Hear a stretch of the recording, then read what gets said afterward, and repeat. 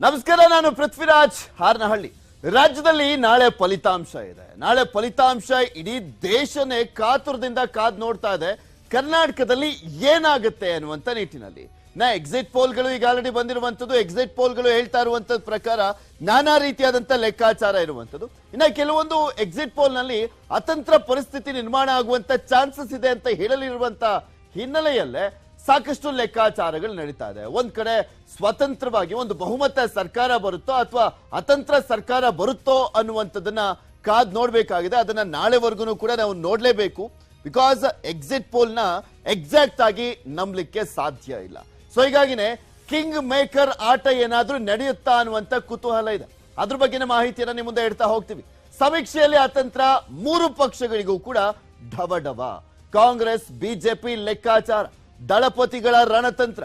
King maker ಆಗುತ್ತಾ JDS? ಮತ್ತೆ CM ಆಗ್ತಾರಾ HDK? ಇದೇ ಈ ಕ್ಷಣದ ಚುನಾವಣಾ ಸ್ಪೆಷಲ್ ಕಿಂಗ್ ಮೇಕರ್ ಆಟ.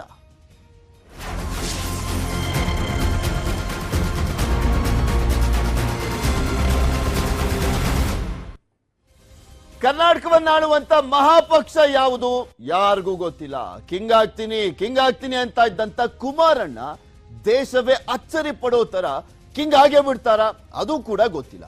ಯಾವ ಪಕ್ಷಕ್ಕೆ ಮೆಜಾರಿಟಿ ಸೀಟು ಬರುತ್ತೆ ಸಮೀಕ್ಷೆಗಳಲ್ಲೂ ಕೂಡ ಸಂಪೂರ್ಣವಾಗಿ ಸ್ಪಷ್ಟವಾಗಿಲ್ಲ. ಒಂದು 3 ಸಮೀಕ್ಷೆಯಲ್ಲೇನೋ ಇವರೇ ಅಧಿಕಾರಕ್ಕೆ ಬರ್ತಾರೆ ಅನ್ನುವ ರೀತಿಯಲ್ಲಿ ಒಂದು ಸರ್ವೆ ಮಾಡಿರುವಂತದನ್ನ ಬಿಟ್ರೆ, ಅಂದ್ರೆ ಬೂತ್ ಮಟ್ಟದಲ್ಲಿ ಸಿಕ್ಕಿರುವಂತ ಆಧಾರದ ಮೇಲೆ, ಇನ್ನ ಉಳಿದಂತ ಒಂದು ಸರ್ವೆಗಳಲ್ಲಿ ಆಲ್ಮೋಸ್ಟ್ ಸ್ವತಂತ್ರ ಪರಿಸ್ಥಿತಿ ನಿರ್ಮಾಣ ಆಗುವಂತ ಚಾನ್ಸಸ್ ಇದೆ ಅಂತ ಹೇಳಲಾಗ್ತದೆ. ಇರೋದ್ರಲ್ಲಿ ಕಾಂಗ್ರೆಸ್ ಬಿಜೆಪಿ ಮಧ್ಯೆ ನೇರ ಹಣಾಹಣಿ ಇರುವಂತದ್ದು. ಆದ್ರೆ ಇಬ್ಬರನ್ನೂ ಕೂಡ ಆಡಿಸುವಂತ ಸೂತ್ರಧಾರ ಜೆಡಿಎಸ್ ಅನ್ನೋದು ಸರ್ವೆಗಳ ಅಭಿಮತ ಅಂತ ಹೇಳಿದ್ರೆ ತಪ್ಪಾಗ್ಲಿಕ್ಕಿಲ್ಲ. ಹಾಗಿದ್ರೆ ಕುಮಾರಸ್ವಾಮಿ ಕಿಂಗ್ ಮೇಕರ್ ಆಟ ಆಡ್ತಾರಾ ಅನ್ನುವಂಥದ್ದು ಸದ್ಯಕ್ಕಿರುವಂತ ನಿಗೂಢ ಪ್ರಶ್ನೆ. ಕರ್ನಾಟಕದಲ್ಲಿ ಕಿಂಗ್ ಮೇಕರ್ ಆಟ ಇವತ್ತು ನಿನ್ನೆದಲ್ಲ. ಈ ಒಂದು ಸಾರ್ವತ್ರಿಕ ಚುನಾವಣೆಯ ಸಂದರ್ಭದಲ್ಲಿ ಮಾತ್ರ ಬಂದಿರೋದು ಅಲ್ವೇ ಅಲ್ಲ. 40 ವರ್ಷಗಳ ಇತಿಹಾಸ ಇದೆ. 1983ರಿಂದಲೂ ಕೂಡ ಕಿಂಗ್ ಮೇಕರ್ ಆಟ ನಡೀತಾನೆ ಇದೆ. ಆ ಆಟ ಆಡಿದವರಲ್ಲಿ ಅಗ್ರಪಾಲು ಜೆಡಿಎಸ್ ನದ್ದು ಅಂತ ಹೇಳಿದ್ರೆ ತಪ್ಪಾಗ್ಲಿಕ್ಕಿಲ್ಲ ಇಲ್ಲಿ. ಹಾಗಿದ್ರೆ 1983ರಿಂದ ಇಲ್ಲಿಯವರೆಗಿನ ಮೈತ್ರಿ ಸರ್ಕಾರಗಳು ಕಿಂಗ್ ಮೇಕರ್ ಆದವರ ಬಗ್ಗೆ ಒಂದು ಸಣ್ಣ ಇನ್ಫಾರ್ಮೇಶನ್ ಅನ್ನ ನಿಮ್ಮ ಮುಂದೆ ಇಡ್ತಾ ಹೋಗ್ತೀನಿ. ಯಾವಾಗ ಏನೇನಾಗಿತ್ತು, ಮೊದಲ ಸಂದರ್ಭದಲ್ಲಿ ಬಹುಮತ ಇಲ್ಲದಂತ ಸರ್ಕಾರ ಯಾವಾಗ ಬಂದಿದ್ದು ರಾಜ್ಯದಲ್ಲಿ ಅಂತ ನಿಮ್ಗೆ ಇನ್ಫಾರ್ಮೇಶನ್ ಕೊಡ್ತಾ ಹೋಗ್ತಾ ಇದೀವಿ. ಗಮನಿಸಬಹುದು ನೀವು. ಕಿಂಗ್ ಮೇಕರ್ ಆಟ ನಂಬರ್ 1 1983ರಿಂದ 84. ಈ ಸಂದರ್ಭದಲ್ಲಿ ಜನತಾ ಪಕ್ಷ 95 ಸ್ಥಾನವನ್ನ ಗೆದ್ದು ಅತಿ ದೊಡ್ಡ ಪಕ್ಷವಾಗಿ ಹೊರಹೊಮ್ಮಿರುತ್ತೆ. ಅವಾಗ ಅಧಿಕಾರದಲ್ಲಿ ಹಿಂದೆ ಇದ್ದಿದ್ದಂತ ಕಾಂಗ್ರೆಸ್ 85 ಸ್ಥಾನವನ್ನ ಪಡ್ಕೊಂಡಿರುತ್ತೆ. ಇನ್ನ ಬಿಜೆಪಿ ಮೊದಲ ಬಾರಿಗೆ ಅಲ್ಲಿ ಚುನಾವಣಾ ರಾಜಕೀಯಕ್ಕೆ ಇಳಿದಿದ್ದಂಥದ್ದು, ಅಂದ್ರೆ ಬಿಜೆಪಿ ಪಕ್ಷವಾಗಿ ಹೊರಹೊಮ್ಮಿದಂತ ಸಂದರ್ಭದಲ್ಲಿ 18 ಸೀಟನ್ನ ಗೆದ್ದಿರ್ತಾರೆ ಬಿಜೆಪಿ ಅವರು ರಾಜ್ಯದಲ್ಲಿ. ಸೊ ಹೀಗಾಗಿ ಅತಿ ದೊಡ್ಡ ಪಕ್ಷ ಆಗಿದ್ದಂತಹ ಜನತಾ ಪಕ್ಷಕ್ಕೆ ಬಾಹ್ಯ ಬೆಂಬಲವನ್ನ ಕೊಡುತ್ತೆ ಬಿಜೆಪಿ. ಅದಾದ್ಮೇಲೆ ಎಡಪಕ್ಷಗಳು ಸಿಪಿಐಎಂ, ಅದರ ಜೊತೆಗೆ ಸಾಕಷ್ಟು ಜನ ಪಕ್ಷೇತರ ಅಭ್ಯರ್ಥಿಗಳು ಗೆದ್ದಿರ್ತಾರಲ್ಲ, ಶಾಸಕರಾಗಿರ್ತಾರಲ್ಲ, ಅವರೆಲ್ಲರೂ ಕೂಡ ಜನತಾ ಪಕ್ಷಕ್ಕೆ ಬೆಂಬಲವನ್ನ ಕೊಡ್ತಾರೆ. ಅವಾಗ ಮುಖ್ಯಮಂತ್ರಿ ಆಗಿದ್ದಂಥವರು ರಾಮಕೃಷ್ಣ ಹೆಗಡೆ ಅವರು ಮುಖ್ಯಮಂತ್ರಿಗಳಾಗಿರ್ತಾರೆ. ಅವರಿಗೆ ಬೆಂಬಲವನ್ನ ಕೊಡ್ಲಾಗುತ್ತೆ. ಮೊದಲ ಒಂದು ಸಮ್ಮಿಶ್ರ ಸರ್ಕಾರ ರಾಜ್ಯದಲ್ಲಿ ಆ ಟೈಮ್ ನಲ್ಲೇ ಬರೋದು. ಅಂದ್ರೆ ಬಾಹ್ಯ ಬೆಂಬಲ ಇತ್ತು ಬಿಜೆಪಿದೆಲ್ಲ. ನೆಕ್ಸ್ಟ್ ನೋಡೋಣ, 83ರಲ್ಲಿ ಆದ ಬಳಿಕ ನೆಕ್ಸ್ಟ್ ಒಂದು ಸಮ್ಮಿಶ್ರ ಸರ್ಕಾರ ಅಂತ ನಾವು ನಮ್ಮ ರಾಜ್ಯದಲ್ಲಿ ನೋಡಿದ್ವು ಅಂದ್ರೆ 2004ರ ಸಂದರ್ಭದಲ್ಲಿ. ಬಿಕಾಸ್ 99ರಲ್ಲಿ ಕಾಂಗ್ರೆಸ್ ಪೂರ್ಣ ಬಹುಮತವನ್ನ ಪಡ್ಕೊಂಡು SM ಕೃಷ್ಣ ಅವರು ಮುಖ್ಯಮಂತ್ರಿ ಆಗಿರ್ತಾರೆ. ಇನ್ನ 5 ವರ್ಷ ಪೂರ್ಣಗೊಂಡಿರೋದಿಲ್ಲ. ತುಂಬಾ ಕಾನ್ಫಿಡೆನ್ಸ್ ಅಲ್ಲಿ ನಾವು ಮತ್ತೆ ಅಧಿಕಾರಕ್ಕೆ ಬಂದೇ ಬರ್ತೀವಿ, ನಾವು ಮಾಡಿರುವಂತ ಅಭಿವೃದ್ಧಿ ನಮ್ಮ ಕೈ ಹಿಡಿಯುತ್ತೆ ಅನ್ನುವಂತ ಕಾನ್ಫಿಡೆನ್ಸ್ ನಲ್ಲಿ SM ಕೃಷ್ಣ ಅವರು 5 ತಿಂಗಳು ಮುಂಚೆನೆ ಎಲೆಕ್ಷನ್ಗೆ ಹೋಗ್ಬಿಡ್ತಾರೆ. ಒಂದು 6 ತಿಂಗಳು ಮುಂಚೆನೆ ಎಲೆಕ್ಷನ್ಗೆ ಹೋಗ್ಬಿಡ್ತಾರೆ. ಈ ಅಂದ್ರೆ ವಿಧಾನಸಭೆಯನ್ನ ವಿಸರ್ಜನೆ ಮಾಡ್ಬಿಟ್ಟು ಎಲೆಕ್ಷನ್ಗೆ ಹೋದಂತ ಸಂದರ್ಭದಲ್ಲಿ ಕಾಂಗ್ರೆಸ್ಗೆ ಭಾರಿ ನಿರಾಸೆ ಆಗ್ಬಿಡುತ್ತೆ. ಬಿಕಾಸ್ ಅವರು ಹೀನಾಯವಾಗಿ ಸೋತ್ ಬಿಡ್ತಾರೆ. 2004-6ರ ಸಂದರ್ಭದಲ್ಲಿ ಸಮ್ಮಿಶ್ರ ಸರ್ಕಾರ ಬಂದ್ಬಿಡುವಂತದ್ದು. ಅವಾಗ ಕಾಂಗ್ರೆಸ್ ಮತ್ತು ಜೆಡಿಎಸ್ ನೇತೃತ್ವದಲ್ಲಿ ಸಮ್ಮಿಶ್ರ ಸರ್ಕಾರ ಬರುತ್ತೆ. ಅವಾಗ ಮುಖ್ಯಮಂತ್ರಿಗಳಾಗಿದ್ದು ಧರ್ಮ್ ಸಿಂಗ್ ಅವರು ಮುಖ್ಯಮಂತ್ರಿಗಳಾಗಿರ್ತಾರೆ. ಎಷ್ಟು ದಿನ? 616 ದಿನ. ಅಂದ್ರೆ ಹತ್ತತ್ರ 20 ತಿಂಗಳುಗಳ ಕಾಲ ಧರ್ಮ್ ಸಿಂಗ್ ಅವರು ಮುಖ್ಯಮಂತ್ರಿಗಳಾಗಿರ್ತಾರೆ. ಆ ಟೈಮ್ನಲ್ಲಿ ಆದಂತ ರಾಜಕೀಯ ಬೆಳವಣಿಗೆಗಳು ನಿಮಗೂ ಕೂಡ ಗೊತ್ತಿದೆ, ಅದನ್ನು ಕೂಡ ಹೇಳ್ತೀನಿ. ಯಾರ್ಯಾರು ಎಷ್ಟೆಷ್ಟು ಸ್ಥಾನವನ್ನ ಹೊಂದಿದ್ರು ಆ ಟೈಮ್ನಲ್ಲಿ ಅಂತ 2004ರ ಫಲಿತಾಂಶ ಫಸ್ಟ್ ನಿಮ್ ಮುಂದೆ ಇಟ್ಬಿಡ್ತೀನಿ. ಇಲ್ಲಿ ಬಿಜೆಪಿ 79 ಸ್ಥಾನವನ್ನ ಗೆಲ್ಲುತ್ತೆ 2004ರ ಸಂದರ್ಭದಲ್ಲಿ. ಆಗ ರಾಜಕೀಯ ಲೆಕ್ಕಾಚಾರಗಳು ದೊಡ್ಡ ಮಟ್ಟದಲ್ಲಿ ಹಾಕೊಂಡಿದ್ರು ಬಿಜೆಪಿಯವರು ಗೆಲ್ಲುವಂತಹ ಸಂದರ್ಭದಲ್ಲಿ. ಬಿಕಾಸ್ ದೊಡ್ಡ ದೊಡ್ಡ ನಾಯಕರನ್ನ ಬರ್ಮಾಡ್ಕೊಂಡಿರ್ತಾರೆ ಬಿಜೆಪಿಗೆ. ಬಂಗಾರಪ್ಪ ಅನ್ನುವಂತ ನಾಯಕರು, ದೊಡ್ಡ ನಾಯಕರು ಆ ಟೈಮ್ನಲ್ಲೇ ಬಿಜೆಪಿಗೆ ಬಂದಿರುವಂತದ್ದು. ಆ ಸಂದರ್ಭದಲ್ಲಿ ಬಿಜೆಪಿ ಅಭೂತಪೂರ್ವವಾದಂತ ಗೆಲುವನ್ನ ಸಾಧಿಸುತ್ತೆ. ಯಾವತ್ತೂ ಕೂಡ ಇಷ್ಟು ದೊಡ್ಡ ಪ್ರಮಾಣದಲ್ಲಿ ಶಾಸಕರನ್ನ ಹೊಂದಿರಲಿಲ್ಲ ರಾಜ್ಯದಲ್ಲಿ ಬಿಜೆಪಿ. 2004ರ ಫಲಿತಾಂಶ ಬಿಜೆಪಿಗೆ ಹೆಚ್ಚು ಸ್ಥಾನವನ್ನ ಗೆಲ್ಸ್ಕೊಡುತ್ತೆ. ಕಾಂಗ್ರೆಸ್ ಅಧಿಕಾರದಲ್ಲಿತ್ತು, ಆ ಟೈಮ್ನಲ್ಲಿ ಹೀನಾಯವಾಗಿ ಸೋಲುತ್ತೆ ಕಾಂಗ್ರೆಸ್. ಹತ್ತತ್ರ 120ಕ್ಕೂ ಹೆಚ್ಚು ಶಾಸಕರನ್ನ ಹೊಂದಿದ್ದಂತ ಕಾಂಗ್ರೆಸ್ 65ಕ್ಕೆ ಇಳಿದೋಗುತ್ತೆ ಅದರ ಬಲ. ಆಗ ಅತಿ ದೊಡ್ಡ ಪಕ್ಷವಾಗಿದ್ದು ಬಿಜೆಪಿ, ಅತಿ ದೊಡ್ಡ ಪಕ್ಷವಾಗಿದ್ರು ಕೂಡ ಸರ್ಕಾರವನ್ನ ರಚನೆ ಮಾಡಿರ್ಲಿಕ್ಕೆ ಆಗಿರಲಿಲ್ಲ ಬಿಜೆಪಿಗೆ. ಇಲ್ಲಿ ಕಾಂಗ್ರೆಸ್ 65, ಜೆಡಿಎಸ್ 58 ಸ್ಥಾನವನ್ನ ಹೊಂದಿದ್ರು. ಸೊ ಹೀಗಾಗಿ ಅವರಿಬ್ರು ಮೈತ್ರಿಯನ್ನ ಮಾಡ್ಕೊಳ್ತಾರೆ. ಇತರೆ ಇದ್ದಂತವರು ಕೂಡ ಕಾಂಗ್ರೆಸ್ ಜೆಡಿಎಸ್ ಮೈತ್ರಿಗೆ ಬೆಂಬಲವನ್ನ ಕೊಟ್ಟಂತ ಹಿನ್ನೆಲೆಯಲ್ಲಿ ಧರಮ್ ಸಿಂಗ್ ಅವರು ಮುಖ್ಯಮಂತ್ರಿಗಳಾಗಿರ್ತಾರೆ. ಕಾಂಗ್ರೆಸ್ ಜೆಡಿಎಸ್ ಮೈತ್ರಿ ಆಗಿತ್ತು ಆ ಟೈಮ್ನಲ್ಲಿ. ಅವಾಗೆಲ್ಲ ಸಿದ್ದರಾಮಯ್ಯನವರು ಎಲ್ಲ ಜೆಡಿಎಸ್ ಪಕ್ಷದಲ್ಲೇ ಇದ್ದಂಥವರು. MP ಪ್ರಕಾಶ್, ಸಿದ್ದರಾಮಯ್ಯನವರು, ಈ ರೀತಿಯಾಗಿ ಇಬ್ರಾಹಿಂ ಅವರು, ಇವರೆಲ್ಲರೂ ಕೂಡ ಜೆಡಿಎಸ್ ಪಕ್ಷದಲ್ಲಿ ಇದ್ರು. ಒಂದು ರೀತಿಯಾಗಿ ಪಂಚರತ್ನ ನಾಯಕರ ರೀತಿಯಲ್ಲಿ ಕಾಣಿಸ್ಕೊಂಡಿದ್ದಂಥವ್ರು. ಅವಾಗಿನ್ನು ಕುಮಾರಸ್ವಾಮಿ ಅವರು ಶಾಸಕರಾಗಿದ್ರು ಅಷ್ಟೇ. ಕುಮಾರಸ್ವಾಮಿ ಅವರು ಮೊದಲ ಬಾರಿಗೆ ಶಾಸಕರಾಗಿದ್ದಂಥದ್ದು 2004ರಲ್ಲಿ ಕುಮಾರಸ್ವಾಮಿ ಅವರು ರಾಮನಗರ ಕ್ಷೇತ್ರದಲ್ಲಿ ಗೆದ್ದಿರ್ತಾರೆ.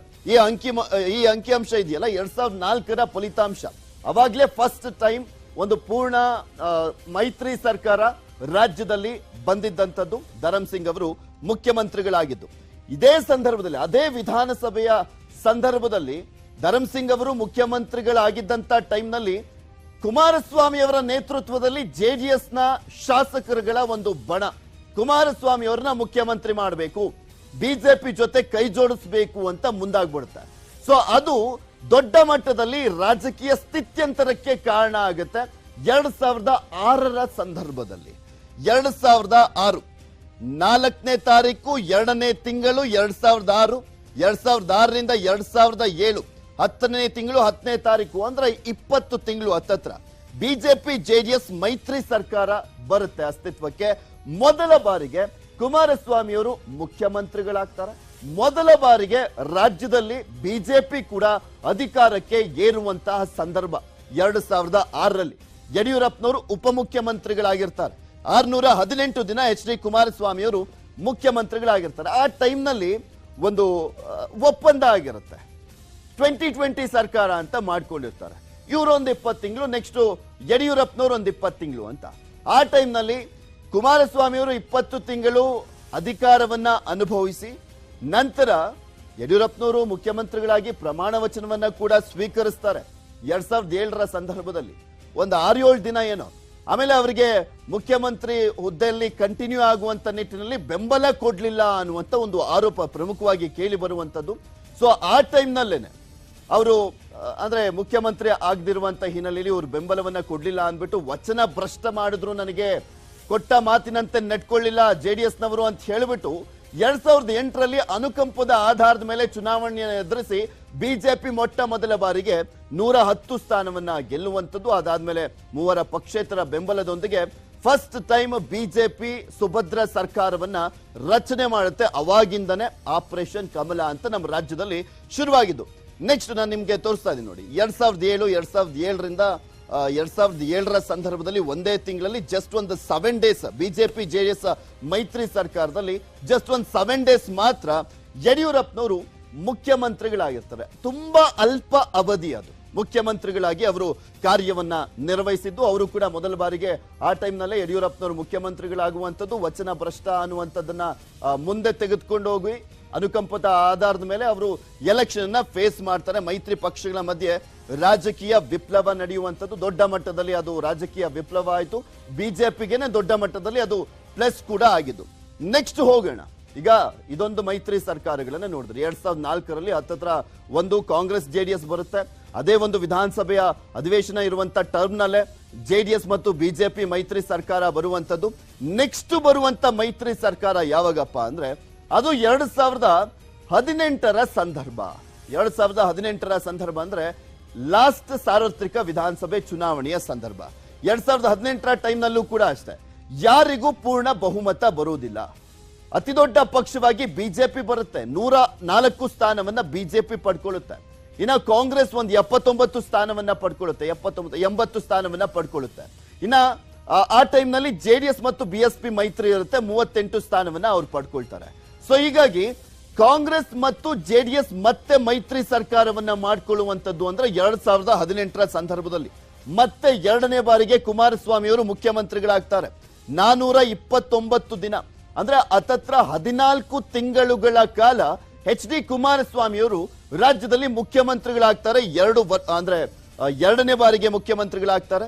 ಅದಾದ ನಂತರ 2018 ಮತ್ತೆ 19ರ ಸಂದರ್ಭದಲ್ಲಿ ಮೈತ್ರಿ ಪಕ್ಷಕ್ಕೆ ಸೇರಿದಂತಹ ಶಾಸಕರನ್ನ ಸೆಳೆಯುವಂತ ನಿಟ್ಟಿನಲ್ಲಿ ಯಡಿಯೂರಪ್ಪನವರು ಯಶಸ್ವಿ ಆಗ್ತಾರೆ. 17 ಶಾಸಕರು ರಾಜೀನಾಮೆಯನ್ನ ಕೊಡ್ತಾರೆ. ಅದು ಗೊತ್ತಲ್ಲ ನಿಮ್ಗೆಲ್ರಿಗೂ ಕೂಡ ಯಾವ್ಯಾವ ರೀತಿಯಾಗಿ ದೊಡ್ಡ ಬೆಳವಣಿಗೆಗಳಾಯ್ತು ಅಂತ. 17 ಶಾಸಕರು ರಾಜೀನಾಮೆ, ಮೈತ್ರಿ ಸರ್ಕಾರ ಅಲ್ಲಿಗೆ ಪತನ ಆಗುತ್ತೆ. 14 ಜನ ಕಾಂಗ್ರೆಸ್ ಪಕ್ಷದಿಂದ ಆಪರೇಟ್ ಆಗಿರ್ತಾರೆ, 3 ಜನ ಜೆಡಿಎಸ್ ಪಕ್ಷದಿಂದ ಆಪರೇಟ್ ಆಗಿರ್ತಾರೆ. 3 ಜನ ಜೆಡಿಎಸ್ ನಿಂದ, ಒಂದು ವಿಶ್ವನಾಥ್ ಅವರು, ಇನ್ನೊಂದು ಮಹಾಲಕ್ಷ್ಮಿ ಲೇಔಟ್ ನ ಗೋಪಾಲಯ್ಯ ಅವರು, ಇನ್ನೊಂದು KR ಪೇಟೆ ಒಂದು ಕ್ಷೇತ್ರದಿಂದ ನಾರಾಯಣಗೌಡರು. ಇವ್ರು 3 ಜನ ಜೆಡಿಎಸ್ ಬಿಟ್ಟು ಬಂದಿರ್ತಾರೆ. ಇನ್ನ 14 ಜನ ಕಾಂಗ್ರೆಸ್ ಪಕ್ಷದಿಂದ ಬಂದಿರ್ತಾರೆ. ಸೊ ಹೀಗಾಗಿ ಮೈತ್ರಿ ಸರ್ಕಾರ ಅಲ್ಲಿ ಪತನ ಆಗುತ್ತೆ, ಯಡಿಯೂರಪ್ಪನವರ ಸರ್ಕಾರ ಬರುತ್ತೆ. 732 ದಿನಕ್ಕೆ ಸಿಎಂ ಸ್ಥಾನಕ್ಕೆ BSY ರಾಜೀನಾಮೆಯನ್ನ ಕೊಡ್ತಾರೆ. ಹತ್ತತ್ರ ಒಂದು 2 ವರ್ಷಗಳ ಕಾಲ ಯಡಿಯೂರಪ್ಪನವರು ಮುಖ್ಯಮಂತ್ರಿಯಾಗಿ ಸೇವೆಯನ್ನ ಸಲ್ಲಿಸ್ತಾರೆ. ಮತ್ತೆ ಮುಖ್ಯಮಂತ್ರಿ ಬದಲಾವಣೆ ಆಗ್ತಾರೆ. ಅಲ್ಲಿ ಬಸವರಾಜ ಬೊಮ್ಮಾಯಿ ಅವರು, ತುಂಬಾ ಆಶ್ಚರ್ಯ ಅನ್ನುವ ರೀತಿಯಲ್ಲಿ ಬಸವರಾಜ ಬೊಮ್ಮಾಯಿ ಅವರು ಮುಖ್ಯಮಂತ್ರಿ ಹುದ್ದೆಗೆ ಇರ್ತಾರೆ. ಯಡಿಯೂರಪ್ಪನವರು ರಾಜೀನಾಮೆಯನ್ನ ಕೊಟ್ಟಂತಹ ಸಂದರ್ಭದಲ್ಲಿ ನೆಕ್ಸ್ಟ್ ಯಡಿಯೂರಪ್ಪನವರ ಬೆಂಬಲದಿಂದ ಬೊಮ್ಮಾಯಿ ಅವರು ಅಧಿಕಾರವನ್ನ ವಹಿಸ್ಕೊಳ್ತಾರೆ. ಈಗ ಅವರೇ ಕಂಟಿನ್ಯೂ ಆಗಿದ್ದಾರೆ. ಈಗೇನಪ್ಪ ಲೆಕ್ಕಾಚಾರ ಅಂದ್ರೆ, ಎಕ್ಸಿಟ್ ಪೋಲ್ ಪ್ರಕಾರ ನಾವು ನೋಡೋದಾದ್ರೆ 2023ರ ಲೆಕ್ಕಾಚಾರವನ್ನ ಹೇಳೋದಾದ್ರೆ, ಅತಂತ್ರವಾದ್ರೆ HDK ಯದ್ದೇ ಆಟ. ಅದು ಹೌದು, ಅನ್ಡೌಟೆಡ್ಲಿ, ಯಾವುದೇ ಡೌಟ್ ಬೇಡ. ಅತಂತ್ರ ಆಗಿದ್ದೇ ಆದಲ್ಲಿ ಕುಮಾರಸ್ವಾಮಿ ಅವರದ್ದೇ ಆಟ. ಅಲ್ಲಿ ಜೆಡಿಎಸ್ ಪಕ್ಷದ್ದೇ ನಿರ್ಣಾಯಕ ಪಾತ್ರ. ಅವರೇ ಕಿಂಗು, ಅವರೇ ಕಿಂಗ್ ಮೇಕರು. ಅಲ್ಲಿ ಅತಂತ್ರವಾದ್ರೆ ಮಾತ್ರ ನಾವು ಹೇಳ್ತಾ ಇರೋದು ಚಾನ್ಸಸ್ ಗಳನ್ನ. 2023ರ ಲೆಕ್ಕಾಚಾರ ಇದು. ಇಲ್ಲಿ ಕುಮಾರಸ್ವಾಮಿ ಅವರ ಮನೆಗೆ ದುಂಬಾಲ್ ಬಿದ್ದ ಬೀಳ್ತಾರೆ. ಕಾಂಗ್ರೆಸ್ನವರಾಗಿರ್ಬೋದು, ಬಿಜೆಪಿ ಅವರಾಗಿರ್ಬೋದು. 2018ರ ಎಲೆಕ್ಷನ್ ಇದೆಯಲ್ಲ, ನಮ್ಗೆ ಎಕ್ಸಾಂಪಲ್ ಏನೇನ್ ಆಯ್ತು ಅನ್ನುವಂಥದ್ದನ್ನ ನೋಡಿದೀವಿ. ಸಿದ್ದರಾಮಯ್ಯನವರು ಅವ್ರ ಅಪ್ನಾಣೆ ಅವ್ರು ಮುಖ್ಯಮಂತ್ರಿ ಆಗೋದಿಲ್ಲ ಅಂತ ಹೇಳ್ತಾ ಇದ್ರು, ಯಡಿಯೂರಪ್ಪನವ್ರಿಗೂ ಮತ್ತೆ ಕುಮಾರಸ್ವಾಮಿ ಅವ್ರಿಗೂ. ಇಬ್ರು ಮುಖ್ಯಮಂತ್ರಿ ಆಗ್ಬಿಟ್ರು ಅದೇ ಟರ್ಮ್ ನಲ್ಲಿ.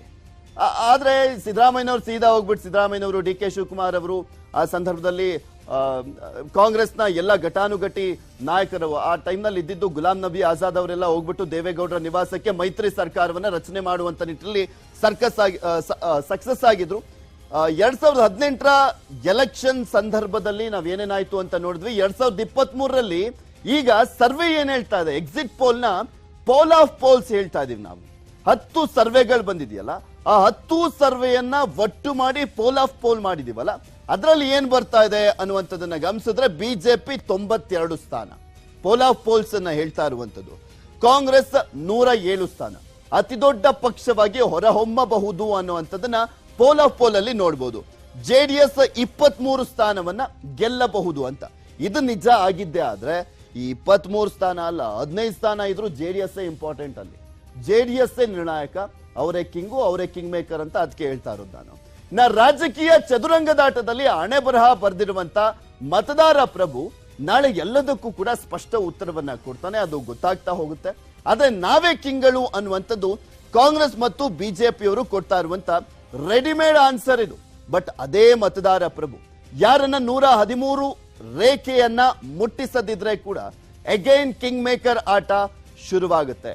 ಹಾಗಾಗಿನೇ ಕಾಂಗ್ರೆಸ್ ಮತ್ತು ಬಿಜೆಪಿ ಚದುರಂಗದಾಟದಲ್ಲಿ ಎಲ್ಲಾ ರೀತಿಯ ಪ್ಲಾನ್ಗಳನ್ನ ನಡೆಸ್ತಾ ಇದ್ದು, ಪ್ಲಾನ್ಗಳನ್ನ ರೆಡಿ ಮಾಡಿದ್ದಾರೆ. ಮೊದಲ ಪ್ಲಾನ್ ವಿಶ್ವಾಸ ಸೂತ್ರ.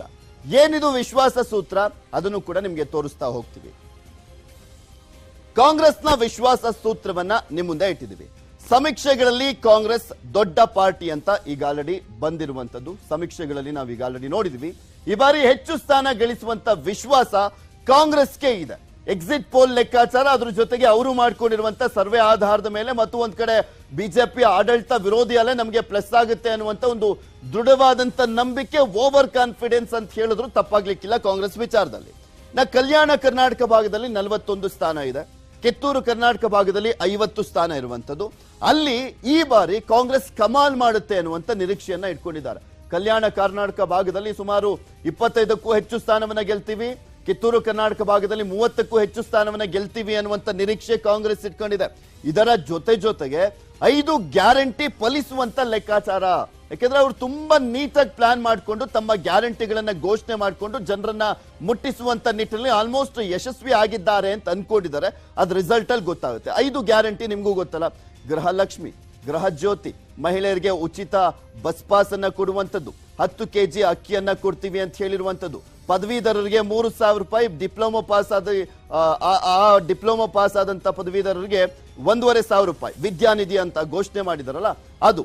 ಇನ್ನ ಬಜರಂಗ ದಳ ಪ್ರಸ್ತಾಪದಿಂದಾಗಿ ಧ್ರುವೀಕರಣ ಆಗುತ್ತೆ, ನಮಗ್ ಪ್ಲಸ್ ಆಗುತ್ತೆ ಅಂತ.